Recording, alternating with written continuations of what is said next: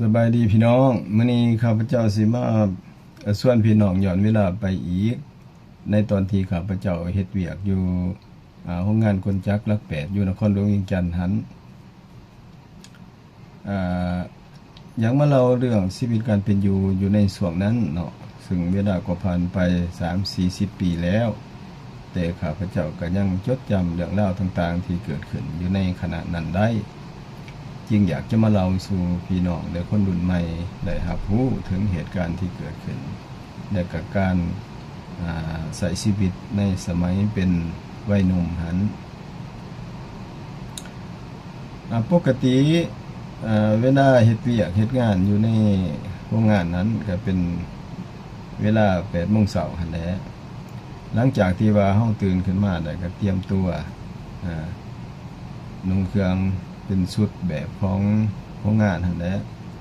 ได้ก็ไปกินข้าวอยู่ร้านอาหารหลังจากนั้นก็ไปทำงานปกติพอเลิกมาก็เข้ามากินข้าวอยู่ร้านอาหารอีกแล้วก็มีเวลาพักผ่อนหน่อยนึงหลังจากนั้นก็ไปเฮ็ดเวียกเฮ็ดงานอีกเนาะพอเลิกมาตอนแรกก็มากินข้าวอีกอยู่ร้านอาหารบางเทื่อก็เอาข้าวเอาอาหารอยู่ร้านอาหารไปกินอยู่หอพักก็ปกติเนาะปกติตอนนั้นก็อาหารการกินก็บ่ได้หรูหราหยังดอกก็ซ้ำพออยู่ได้กินได้อิงตามยุคสมัยของมันอิงตามสภาพเศรษฐกิจในระยะนั้นแหละแต่ว่ามันมีความผิดแปลกแตกต่างและก็ได้ประสบการณ์ชีวิตอยู่หลายอย่างก็คือในตอนแรกหั้นบางเทื่อก็เฮาก็ชวนเอาหมู่เอาเพื่อนที่ว่าเฮ็ดเวียกเฮ็ดงานอยู่ใกล้ชิดติดกันหรือว่าคนในชุมชนหั้นมาเล่นกันเล่นเตะบ้านเล่นตีบ้านซึ่งมันก็ได้ทั้งความม่วนซื่นและก็ได้ทั้งความสมานสามัคคีและก็มีบรรยากาศในแต่ละมื้อหั้นอันนั้นเป็นชีวิตของวัยหนุ่มอยู่ในสมัยนั้นแต่ว่าข้าพเจ้าหันแต่ก็บ่ว่าแต่ข้าพเจ้าเนาะมันมีหลายๆคนเนาะอยู่ในวันปกติหั่นนะก็ย้อนว่าเฮานี่สอกแสวงหาอยากพัฒนาตัวเองอยากศึกษาอยากเรียนรู้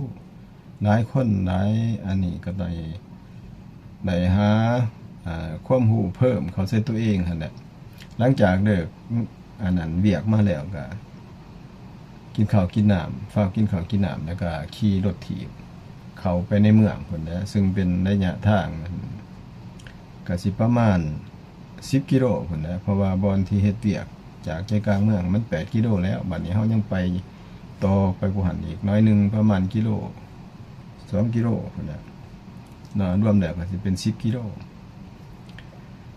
ไปเรียนส่วนข้าพเจ้านี่มันเรียนภาษาอังกฤษเพราะว่าข้าพเจ้าฮู้ภาษารัสเซียแล้วเนาะพอเว้าได้เขียนได้ในสมัยนั้นนะ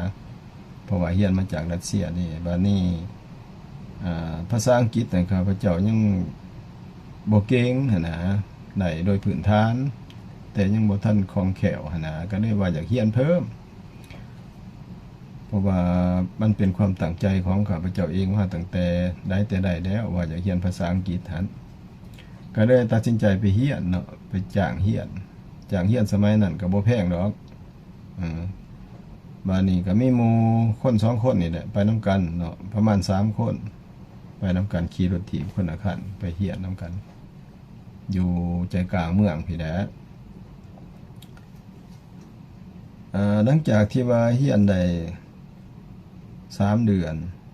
ประมาณ3 เดือนนี่แหละข้าพเจ้าก็ได้ความรู้โดยพื้นฐานนั่นแหละแต่ว่ายังบ่เก่งก็อิงใส่สภาพเพราะว่าเที่ยวไกลเนาะเที่ยวไกลแน่แต่ก็บวกกับว่าการเรียนนี่มันเฮามาเบิ่ง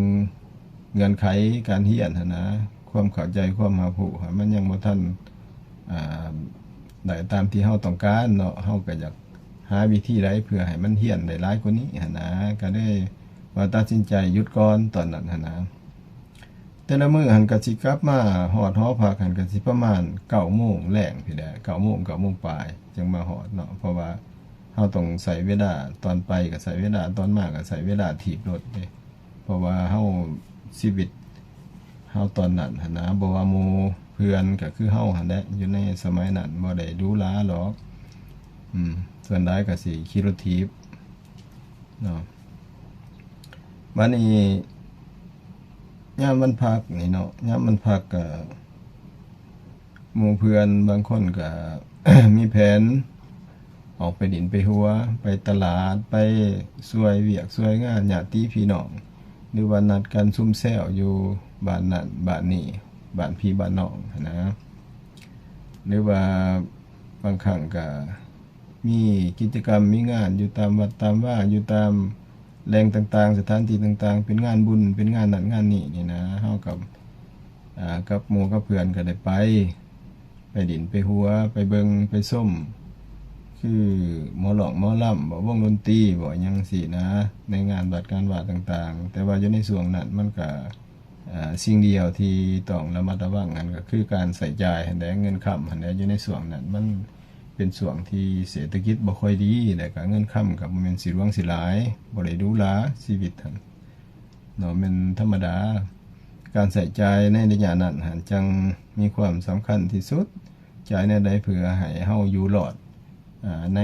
ระยะนั้นนะเมื่อมองกลับไปหันข้าพเจ้าก็เห็นหลายสิ่งหลายอย่างหั่นแหละเห็นความพยายามความสู่ส้นอยากพัฒนาตัวเองของข้าพเจ้านี้อยู่ในส่วนนั้นนะบ่ว่าสิเป็นเฮียนวิชาชีพเพิ่มคือไปเฮียนเย็บเครื่องข้าพเจ้าก็ได้เฮียนแต่ว่ามันอยู่ไกลครับหอพักหันแต่ละมื้อข้าพเจ้าก็เลิกงานได้ข้าพเจ้าก็ไปนั่งเฮียนนำเขาเฮียนเย็บเครื่องตัดเครื่องหยังหั่นนะเพราะว่ามันเป็นวิชาหนึ่งที่สามารถสร้างเงินสร้างค้ำให้เฮาได้สร้างเวียกเฮ็ดงานทำให้เฮาได้ก็ได้ตัดสินใจว่าไปเฮียนก็เฮียนบ่ดนดอกก็เฮ็ดเป็นหั่นแหละช่วงนั้นตัดเครื่องตัดของก็พอได้แต่ว่าบังเอิญว่ามันก็บ่ได้เฮ็ดปกติเนาะเพราะว่าเวียกงานเฮามันก็มีหลายเวียกแล้วก็เลยบ่ได้เฮ็ดนะแต่ว่ามันก็อยู่ในความคิดความใฝ่ฝันของเฮาหั่นแหละว่าอยาก พัฒนาตัวเองอยากเรียนรู้นะฉะนั้นจึงว่าย้อนเวลากลับไปเนี่ยมันเป็นจังซั่นแหละมาเปรียบเทียบใส่กับคนยุคใหม่เฮานี้ปัจจุบันนี้เนาะถึงแม้นว่า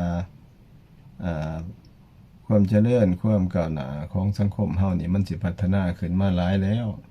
ถ้าว่าคนรุ่นใหม่เฮานี่นะลูกหลานหากมีโอกาสก็ต้องเฮ็ดโอกาสให้มันดีอย่าสิปล่อยโอกาสไปซื่อๆต้องเฮ็ดโอกาสให้มันดีมีโอกาสเรียนก็ต้องเรียนให้มันดีมีโอกาสเฮ็ดเวียกก็ต้องเฮ็ดเวียกให้มันเป็นจริงเป็นจังให้มันได้เรียนรู้อีหลีกับการเฮ็ดเวียกนั้นเนาะมื้อนะข้าพเจ้าจะนำเอาเรื่องราวดีๆในการเฮ็ดเวียกเฮ็ดงานของข้าพเจ้าหรือว่าเรื่องราวต่างๆที่อยู่ในความทรงจำของข้าพเจ้านั้นมาเราแบ่งปันให้กับหมู่เพื่อนสหายหรือว่าคนรุ่นใหม่ได้เข้าอกเข้าใจได้รับฟังนำกันเนาะขอขอบใจที่ติดตามรับฟังเรื่องราวของข้าพเจ้านุ่มค่ำเนาะจนมาถึงณตอนนี้ขอขอบใจ